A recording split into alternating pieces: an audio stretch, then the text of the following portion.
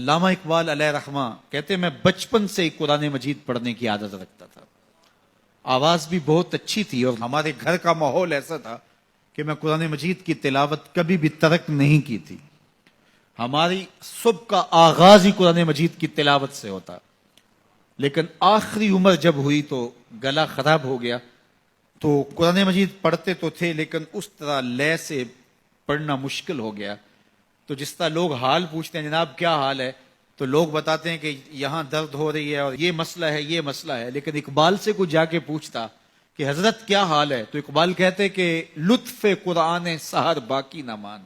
باقی سارے مسئلے ٹھیک چل رہے ہیں. جو سحری کے وقت قرآن پڑھنے کا مزہ آیا کرتا تھا وہ مزہ مجھ سے چھن گیا ہے اس لیے کہ میرا گلا خراب ہو گیا. اللہ نے آپ کو سحری کے وہ لطف اور وہ مزے اور وہ سرور نصیب کیے ہیں.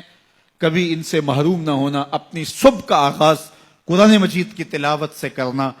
اور اقبال نے اپنے ایک دوست کو لکھا, کتنی خوبصورت بات لکھی. کہا قرآن مجید کا مفہوم اور ترجمہ نہیں بھی آتا پھر بھی قرآن مجید پڑھتے رہنا. خالی ناظرہ قرآن مجید پڑھنے سے دل کا تعلق رسول اللہ کے دل سے جڑ جاتا ہے. اس لیے کہ قرآن حضور کے قلب اطہر کے اوپر نازل ہوا تھا. یہ سندیسہ ہے ہمارے خالق کا ہمارے نام. تو ہم اس کو سمجھیں کہ اس میں ہمارے نام پیغام کیا ہے, ہمارے نام میسج کیا ہے.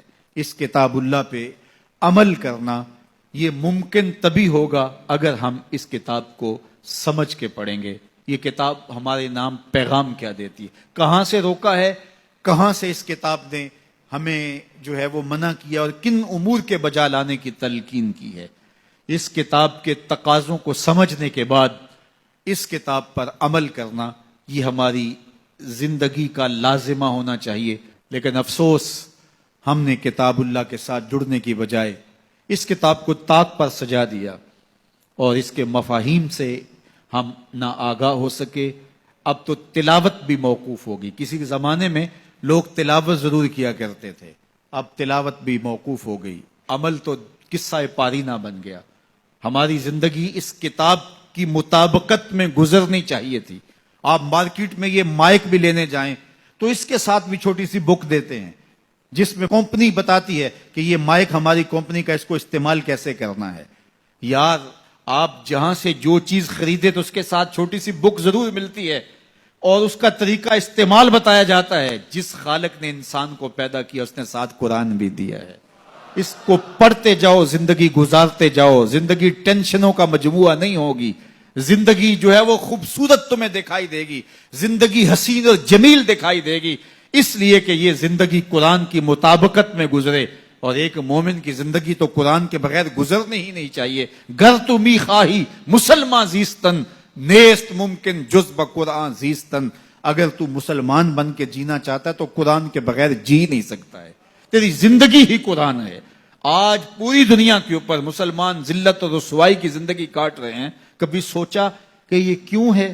ہماری پستی, ذلت, نکبت, رسوائی کتاب اللہ سے دوری کے نتیجے میں. آج واجبی سا تعلق ہمارا اس کتاب سے رہ گیا ہے. اس کے مفاہیم سے ہم آگاہ تک نہیں ہیں. قرآن کہاں روک رہا ہے, قرآن مجید کی تعلیمات کیا ہیں.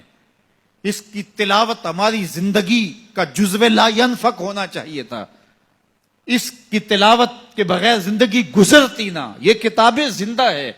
یہ پستیوں سے اٹھا کے اوج ثریا تک پہنچانے والی کتاب ہے. یہ کتاب ہماری زندگی میں اجالے بھر دے, روشنیاں بھر دے. لیکن ہم نے اس کتاب کے ساتھ سلوک کیا کیا.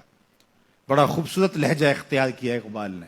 ببندے صوفی و ملا اسیری حیات از حکمت قرآن گیری بآیاتش ترا کار جزی نیست کہ از یاسین او آساں بمیری. اللہ اکبر. اقبال کہتے ہیں کہ اس دور کے صوفی نے اور اس دور کے ملا نے تیرے ساتھ زیادتی کی. تو پھنس گیا ان کے پھندے میں.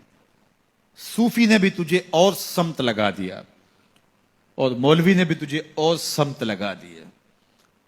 جو منصب تھا صوفی و ملا کا, تجھے جس راستے پہ ڈالنا تھا اس راستے پہ انہوں نے تجھے نہیں ڈالا.